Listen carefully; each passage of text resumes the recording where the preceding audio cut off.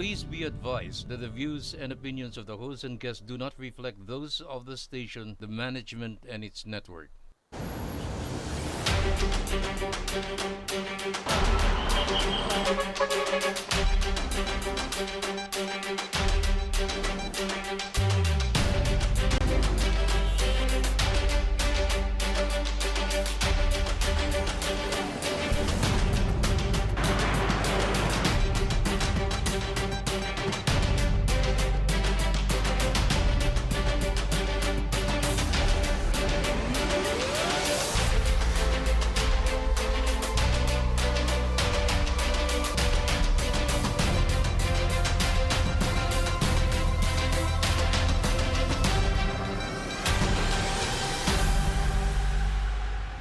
Face the Nation.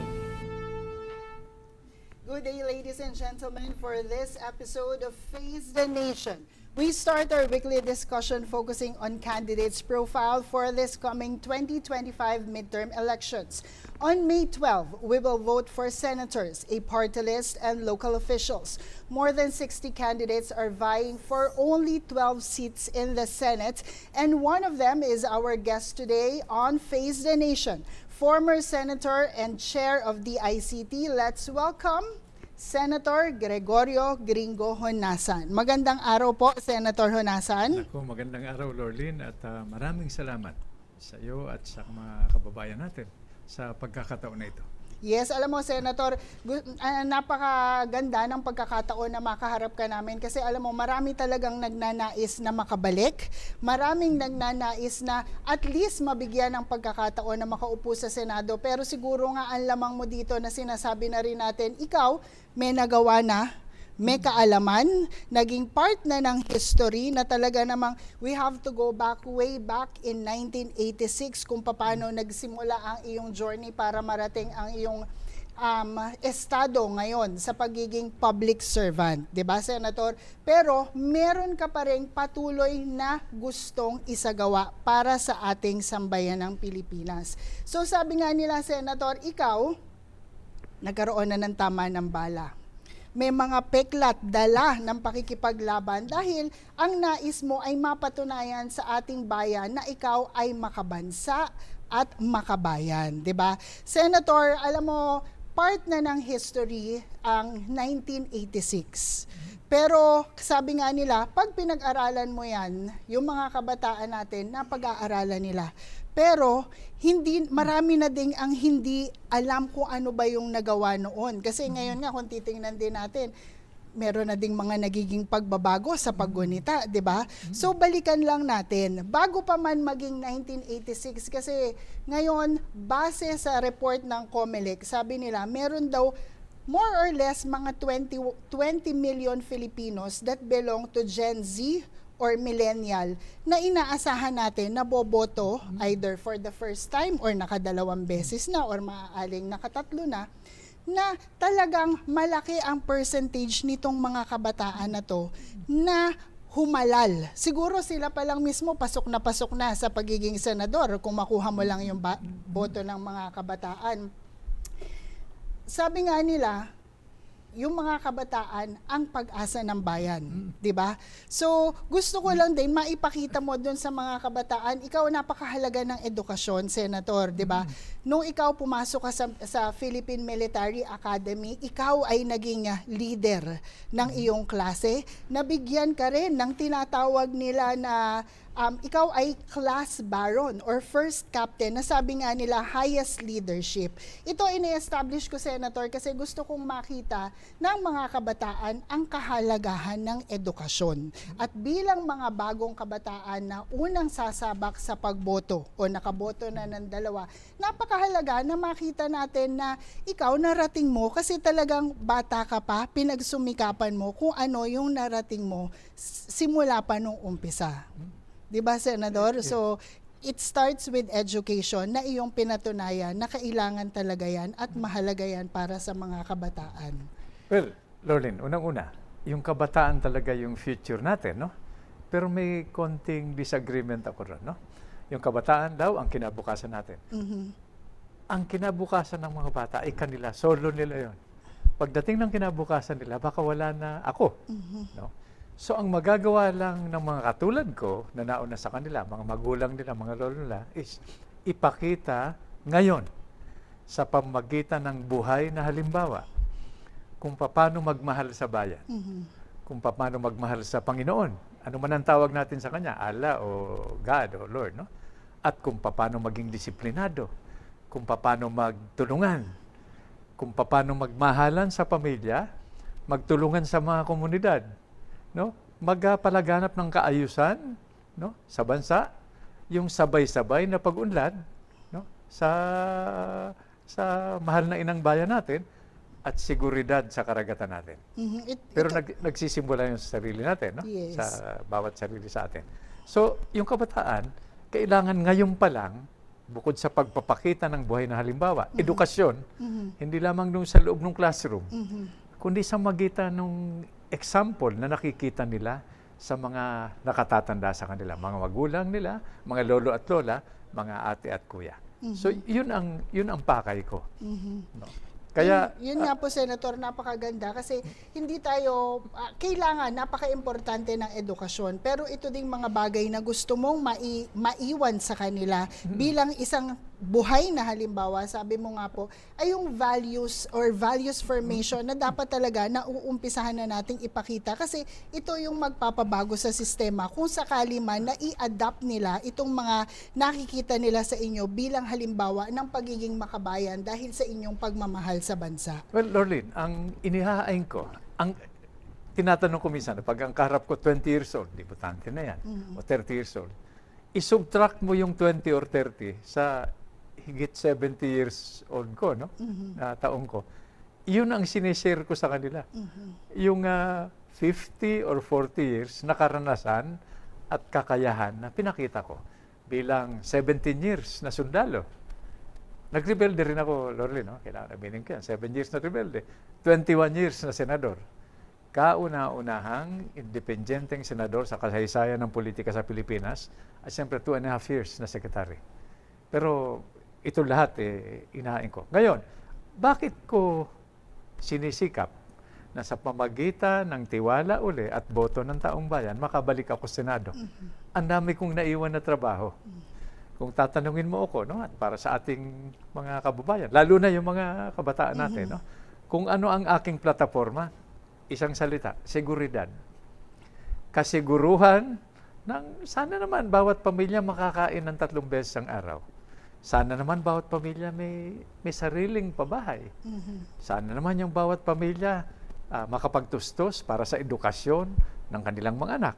At pag nagkakasakit, madala man lang sa ospital at maibili ng gamot. At ngayon, may isa pang basic needs, no?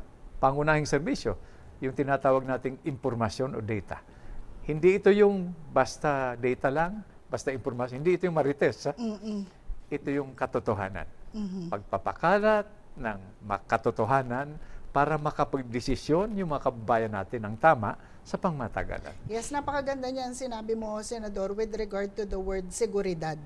Kasi alam mo, nung sinabi mo yung salitang seguridad, ang pumasok talaga sa isipan ko, you being a military man, yun talagang seguridad ng proteksyon ng ating bansa sa mga maaaring pumasok. Kasi una, i-share ko lang sa iyo, there was one discussion a long time ago na ang pinag-uusapan ay seguridad ng teritoryo. Hindi lang particular sa ating bansa, pero let me share with you kung bakit na-appreciate ko yung sinabi mong seguridad na magkaroon ng tahanan, ng makakain, ng edukasyon, kasi yan ang totoong seguridad. Kasi yung iba, sinasabi ko nga, alam natin at naiintindihan natin na kailangan protektahan natin yung teritoryo natin sa mga gustong pumasok. Pero siguro, mas maganda din na unahin muna natin yung mga mamamayan natin na nangangailangan nga ng totoong salita na seguridad na yan yung sinasabi mo, di ba? At Lorly, dinagdag ko lang, hindi ito nagtatapos dun sa pangunahing serbisyo at pangailangan. Hindi ito yung pagkain, pabahay, edukasyon, kalusugan at yung impormasyon. No? Seguridad sa traffic, seguridad sa kalsada, no? Laban sa mga masasamang loob, seguridad sa bawat tahanan, di ba? Seguridad sa pagkain, yun nga, no? So magkakakabit na yan. Yes, Senator, I hope Seguridad sa trabaho. Yes, totoo. I hope you don't mind me asking. Pero yun nga ang sinasabi nila. Ikaw, Senator, nakatapos ka na po ng apat na termino talaga bilang senador. Pero bakit po kaya na ito din po ba yung mga kinaharap nyo na problema noong nagsimula kayo noong 1995 pero lumipas na po ang ilang taon na din. At sinabi ko nga, kung 1986 na journey nyo ang ating tatahakin, 39 years na po yan lumipas. Pero yan pa rin po ba yung mga kinakaharap natin? Kasi kung titingnan natin, lahat ng sinabi mo po na yan, Senator, yan ang kinakaharap natin sa pang-araw-araw. At kung titingnan natin sa paghihirap ng mga mamamayan, although hindi naman talaga din yan yung mga reports na natatanggap natin, napakarami po nating kinakaharap. So, ano po ang nagbago simula nung unang pumasok kayo at eto pa rin po kayo ngayon? Gusto nyo pa rin pong ituloy, pumasok muli?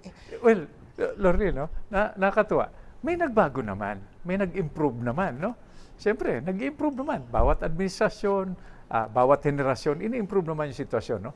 Pero nakakatuwa, dahil baka nakalimutan natin na every 30 years, tuwing 30 taon, nagdodoble yung populasyon natin. So, noong 1986, 55 million lang tayo. Ngayon, almost 120 million. Yes. Ano ang ibig sabihin yan? Pag doble ang populasyon, doble ang pangangailangan sa pagkain, doble ang pangangailangan sa mass transportation, doble ang pangangailangan sa kalsada, doble ang pangangailangan sa serbisyo ng gobyerno. Nakalimutan siguro natin magplano, kaya ngayon may traffic, di ba? Siksikan sa Opo. mga ibang lugar. Yan nga No? ang sinasabi, parang hindi natin nakita na ito yung mga future na kakaharapin, hindi tayo naging handa. Ang tiningnan natin at binigyan ng solusyon ay yung bukas, sa mas malapit na bukas, pero Short term. yung pang hinaharap, hindi pa natin nabigyan. Nakalimutan magplano Yes. in advance. No? Oo. So yan ang naiwanang kong trabaho naman sa Senado. Example, susubukan natin land use. Land and water use yan, no? Okay. Yung land use, ito lang ang lupain natin. Anong lupain ang kailangan natin para sa pabahay, residential, industrial, mga factory, commercial, mga mall? Saan mo ilalagay yung eskwelahan? Saan mo ilalagay yung munisipyo? Para sa pamagitan ng pangmatagalan na pagpaplano, alam mo kung saan mo padadaan yung kalsada, yung release ng tren, saan mo ilalagay yung port, no? At, di ba sabi ng gobyerno, sabay-sabay na pag-angat at pag-unlad. Inclusive growth ang tawag doon, or whole of nation approach. Pero dapat naman siguro, kung ganun ang pag-isip natin, unahin natin na tulungan, i-develop yung pinakamalayo, pinakamahirap, at pinakamaliit para sabay-sabay ang pag-angat. Hindi lamang yung naranasan natin yan sa DICT, no? Hindi lamang kung saan marami ang boto, kung saan kakikita. Siyempre, pag i-develop mo yung pinakamalayo, pinakamaliit at pinakamahirap, dadami ang economic activity, maging productive, dadami ang tao. Pag dumami ang tao, dadami ang boto, kikita ka rin dyan. So ito yung tinatawag sa management theory, no? Na short-term cost of a long-term benefit.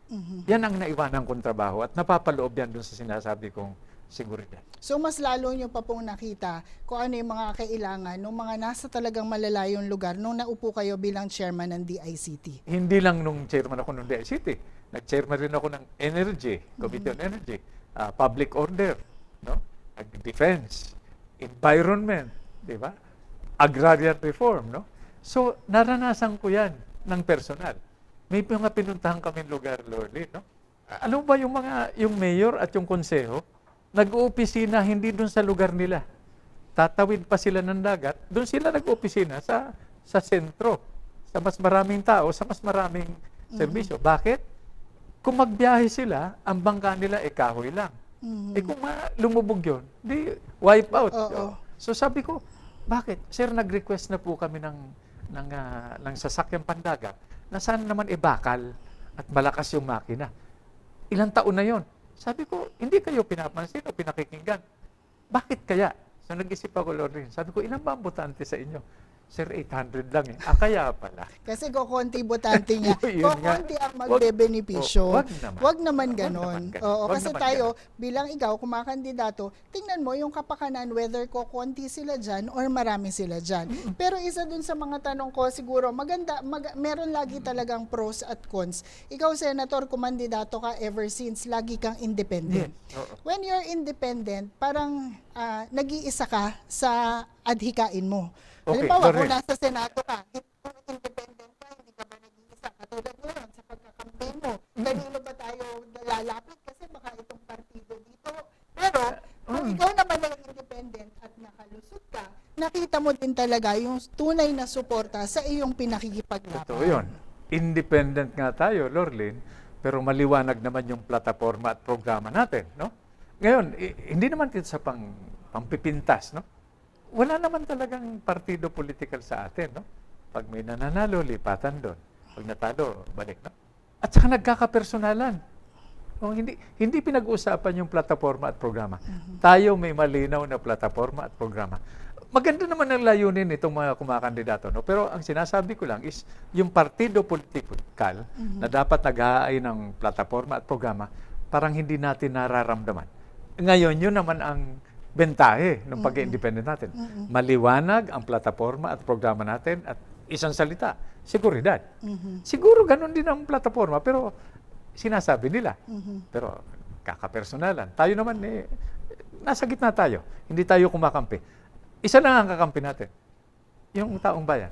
Public interest. Yes, yan naman po yung ating nakikita. At sa pagbabalik po ng Face the Nation, iisa-isahin po natin kung ano nga ba ang mga plataforma at programa na nais pang magawa ng ating senador na nagbabalik na sana ay muling mailuklok bilang senador ng bayan ngayong darating na halalan. Ito po ang Face the Nation.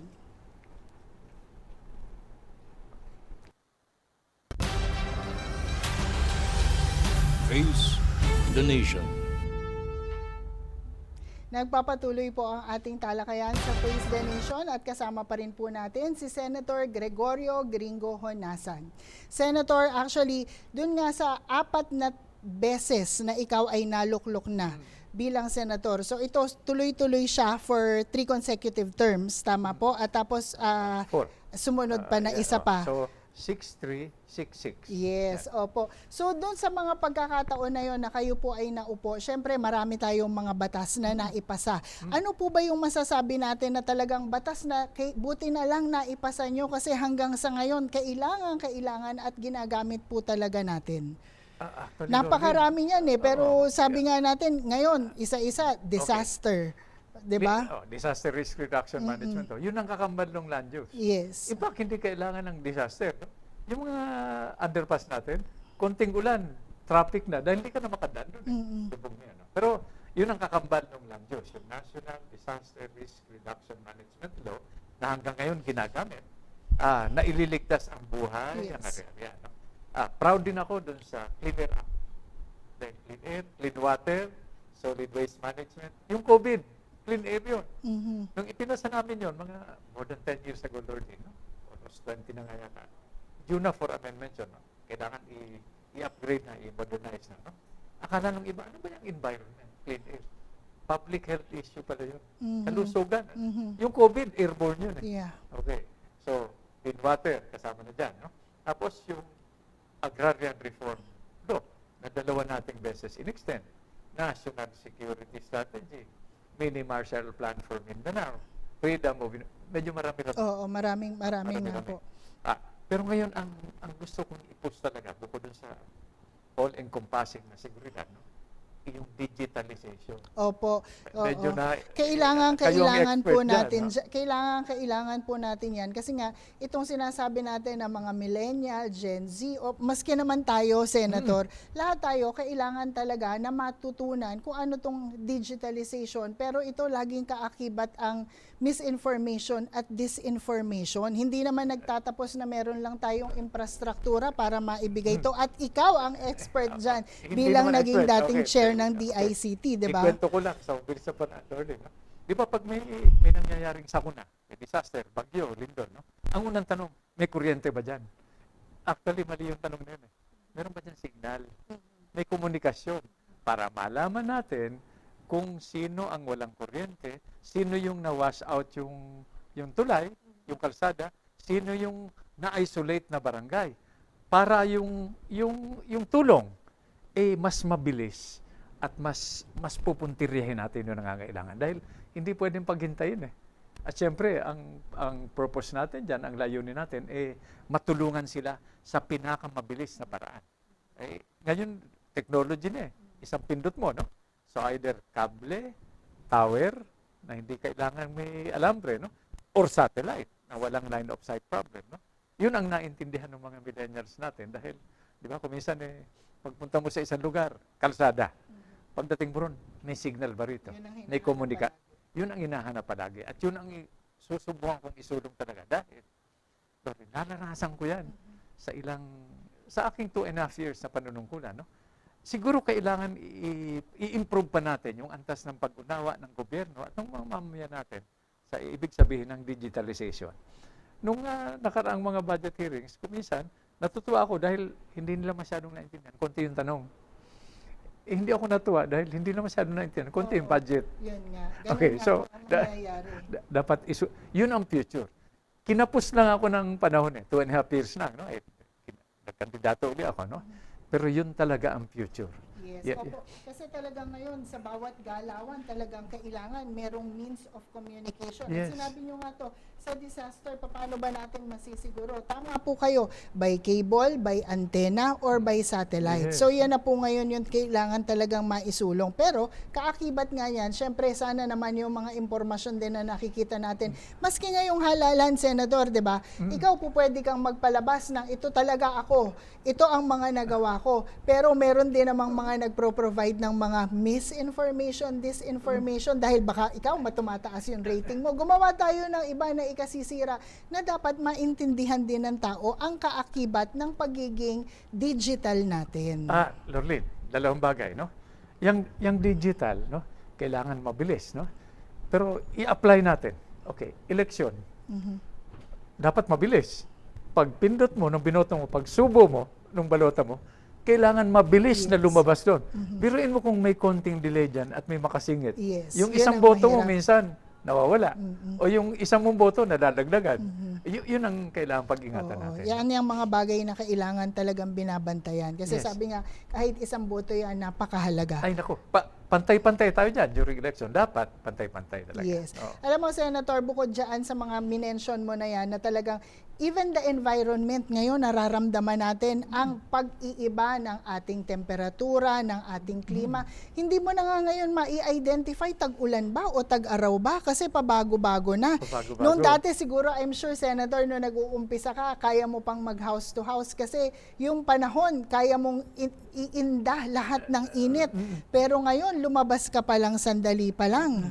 Napakainit na kasi ito ay dahil na rin sa climate change. Pero napakaganda na nung nakaupo ka bilang senador, nakasama to sa mga isinulong mo talaga na Lorne, pangalagaan. Sa 2.5 years, hindi naman ito sa pagmamayabang, no? 800% ang improvement ng broadband natin. Okay? 500% ang free wifi.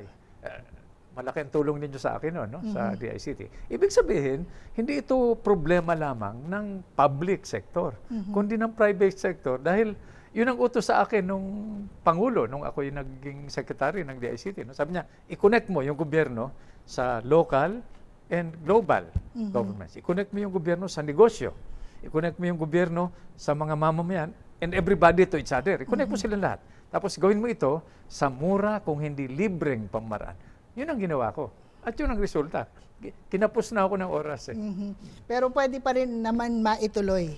Kasama naman yan sa yun iyong ang itutuloy sinusulong. ko dahil seguridad, pagkain, yung ibang basic needs, at saka digitalization. Yun ang magkakambal naman na Yes. sisikapin kong gawin. Tama. Senator, kanina pinag-usapan natin yung mga kabataan na talaga namang iba na din kasi ngayon ang mga kabataan. Pero sila, yung majority, sa mga ang dami na nila ngayon na aasahan natin sana na bumoto ngayong halalan. At sila, ma-reach natin.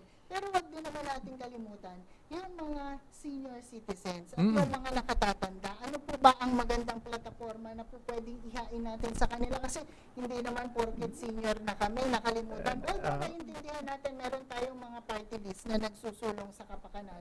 Pero iba pa din po yung maipapasang batas ng isang senador para sa ating mga seniors. Lorlene, hindi lang senior citizen ang naaalala natin tuwing eleksyon, no? Kundi katutubo, persons with disability, OFW natin, di ba? Yan ang mga nakakaligtaan. Ano ang susi dyan? Babalik tayo sa technology. Pag sinabi senior citizen, hindi lang yung ilan sila. Gusto kong malaman, kung makabalik ako sa Senado, no? Sa tulong ng ibang mga senador, nasan sila? Ano ba ang hindi lang bilang, hindi lang yung quantity, yung qualitative na impormasyon. Kalagayan nila. Kalagayan nila, exactly. May mga anak ba sila? May mga apo sila? Nasaan sila? Para, kung gusto natin silang asikasuhin, mas pupuntiryahin natin. Alam natin kung nasaan, so doon mabilis ang tulong. Yeah. So mas mabilis na service at direct service para sa kanila. Exactly. Yun ang magiging silbi ng technology at digitalization. Talagang napapabayaan. Dahil yung datos natin, yung data management system natin, medyo kailangan improve pa rin. No? Hindi lang kabataan. Ito, example na naman ako. No? Sabi ng World Health Organization, 100 Pilipinong bata between the ages of 0 to 6 ang namamatay araw-araw dahil sa kakulangan sa sustansya ng pagkain. So, siyempre, tatanungin mo, hindi 100 o 50 o 10 o 5, no? Gusto nating malaman nasan sila. Ngayon, bakit? Diba? Di ba nagbe-breastfeeding yung ina? Pero kailangan healthy rin yung ina. Ang ina. Ngayon, kung hindi healthy yung ina, bakit hindi healthy? Di ba? Dahil yung jeepney driver na asawa, nawala ng hanap buhay. So, kabit-kabit na yan. So, ang intervention natin dyan, dapat precise at mabilis. Oo. So, bumabalik pa rin tayo sa sinasabi nyo kanina na seguridad. Seguridad, datos, technology, information and communications technology. Opo. So kasama ni Jan, minention nyo nga din yung transport sector. Kasi yun na nga din Senator. Pag tinignan natin yung sa transport sector, hindi lang natin masasabi na, ay, ito tungkol sa lansangan. Kasi kasama din dyan sa transport, yung pagde-delivery ng mga basic goods and services sa kanilang mga dinadaanan. So lahat ito magkakaakibat na kailangan talagang maisaayos natin. Well, Lorlene, kausap ko yung iba-ibang transport sectors, no? Mga kinatawan ng transport sectors. Merong public transport modernization plan. Okay? So, pinayagan silang mangutang. Di ba? Tapos, biglang pinag-uusapan naman. Pinag-uusapan. Tapos, may nakakalusot na mga kolorom. Oo. Di ba? Bakit nakalusot yung kolorom, yung mga illegal? Bakit yung legal nakausap ninyo ng harapan? Talagang yun ang nag-effort. pinahihirapan. Oo. Yun ang dinadala ko naman dito sa hapag ng usapin natin. No? Na kailangan maasikaso yan. So, pag matagal na pagpaplano, disiplina, engineering, at siyempre yung government intervention. Sasabihin, umutang kayo. Tapos biglang bitin, biglang tigil. Paano mo babayaran yung inutang mo? Yung kita mo pa lang, nakakapiranggot, kulang na. So, yun naman ang sabi nila na hinaing na kailangan maihatid natin. Yes. Sa kataas-taasan, ang taas ng ating gobyerno. Yes. Alam mo, Senator, ayoko sanang mag-touch tungkol sa West Philippine Sea. Pero siguro kung meron man tao na mas nakakaintindi at gusto kong mahinga ng talagang pananaw regarding dito, ikaw talaga yon. Kasi kanina inumpisahan mo na seguridad. Ngayon, lumabas naman tayo sa ating borders. Medyo mahirap talaga ang usapin ng pagka-claim dito sa ating teritoryo ngayon, di ba? Alam naman na natin na sinabi na nga na ito ay West Philippine Sea. Pero sa usapin sa nagaganap, hindi lang ngayon dun sa paligid ng ating karagatan. Ngayon, nagkakaroon na din ng issue, pati sa air na din ngayon, di ba? So, ano ang pananaw mo dito? Kasi mahirap din naman na sabihin na makipagdigmaan tayo sa kahit na kanino man. Kasi talagang hindi naman ganun kalaki ang ating populasyon, hindi ganun kahanda ang ating mga mamamayan para sa pakikipagdigmaan. Pero ayaw nating pabayaan ang sarili nating teritoryo. Kasi napaka-importante ng pagprotekta mo sa iyong teritoryo, di po ba? Lorlene, ang pananaw ko dyan ganito. No? Sa atin yan, kahit na pagbali-balik tayo, geographically, politically, Diba? Legally. May arbitral ruling. Yes. Ngayon, ang issue na naman dyan, no? In fact, Lorraine, kahit na anong issue, iuugnay ko sa basic needs. Anyway, balik tayo sa West Philippine Sea. Kung hindi, atin yan, kung hindi natin kayang protektahan yung mga mangingisda natin na nangingisda para pakainin yung mga nagugutom nilang pamilya, anong klaseng malayang bansa naman tayo? Yun ang tawag natin sa kanila. Pero tama ka, wala namang bansa na ibig makipag-away. Pero kung sasabihin natin, dapat kabahan tayo, masyado naman tayo. Hindi totoo yan. Hindi ba natuto itong mga nag-aambisyon sa atin sa mga Kastila, sa Hapon, sa Amerikano? Nasaan sila ngayon at nasaan tayo? Nung tinatanong ako, meron ba tayong hukbo na pansagupa dyan? Sabi ko, wala. Lulusob ba sila sa atin? Sabi ko, hindi siguro. Bakit? Nandito na sila sa loob, di ba? Ang tawag doon, asymmetric warfare, no? Pero, ano ang gagawin natin? Yun ang katanungan. Maganda tayo. Hindi naman natin kayang alamin kung ano iniisip nila, ano sinasabi nila, at anong ginagawa nila. Dito sila pumasok. Dito magkaalaman. Di ba? Sa haba nung lalakbayin nila para pag-ukulan tayo ng pansin at makipagdigmaan. No? So maghanda tayo. Pero ang sangkap talaga ng paghanda, kailangan magkaisa tayo. Otherwise, yung last na linya sa pambansang awit natin, which is ang mamatay na dahil sa'yo, kung hindi natin kayang panindigan yon dahil pinapakanta natin sa mga estudyante natin, no? Sa kabataan natin, tuwing flag ceremony, ay di palitan natin yun. Hindi natin sabihin, ang mamatay na dahil sa'yo, hindi naman pala Na hindi mo naman kaya. Yes. Pero naniniwala naman ako na kayang-kaya natin, kaya nating maghanda, pero magkaisa muna tayo. Yung politika, normal yan. No? Magkaisa tayo, mag-organisa tayo. Kung kaya nating maghanda para sa bagyo o lindol, kaya nating maghanda sa anumang banta sa ating seguridad o demokrasya. Tama po, idudugtong ko na din dyan, ang sinasabi nga natin, since pinag-uusapan natin is yung pagiging pro or against. Di ba tayo, ano ba tayo? Pro-China? Pro-America? So kayo, alam ko may pananaw kayo dyan. Ano po ba dapat? Saan po ba dapat tayo? Ganito. Yun, umaapaw na yun pati sa politika natin. Pro-China, anti-China, pro-America, anti-America. Bihira kong marinig yung pro-Pilipino. Yun ang bibigyan ko ng diin. So, paano tayong magiging pro-Pilipino? Saan tayo mag-uumpisa? Mag-umpisa tayo sa pagkakaisa.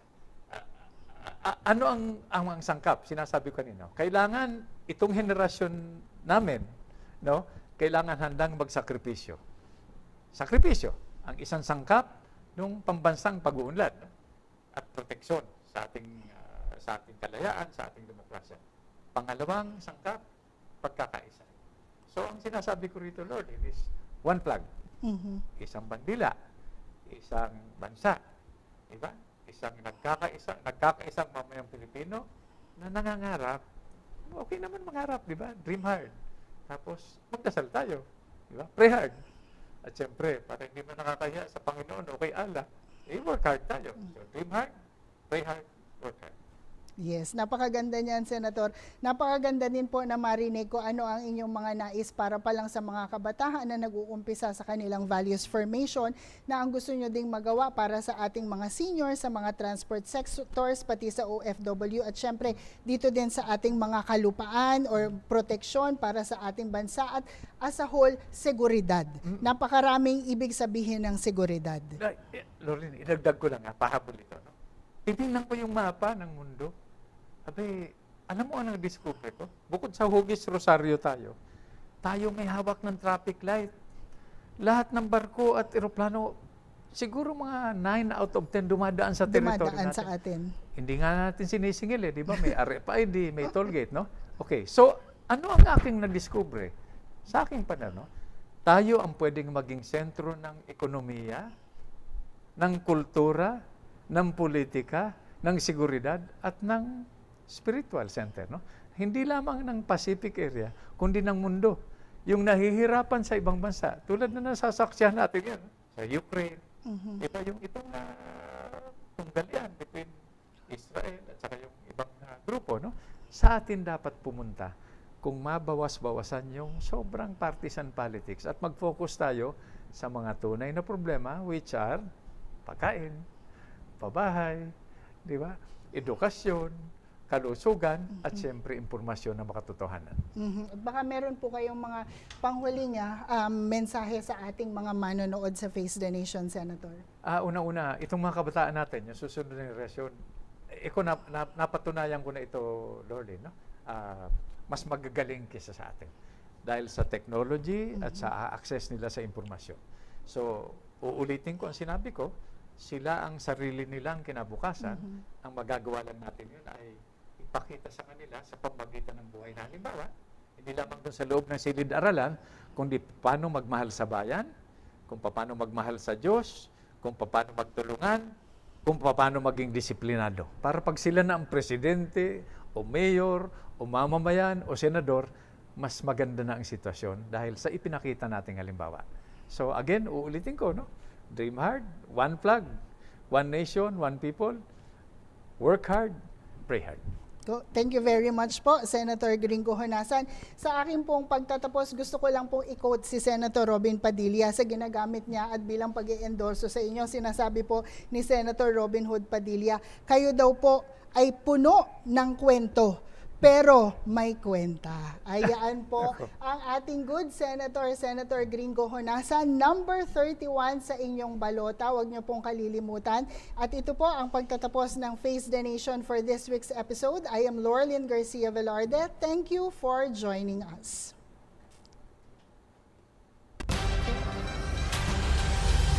Face the Nation.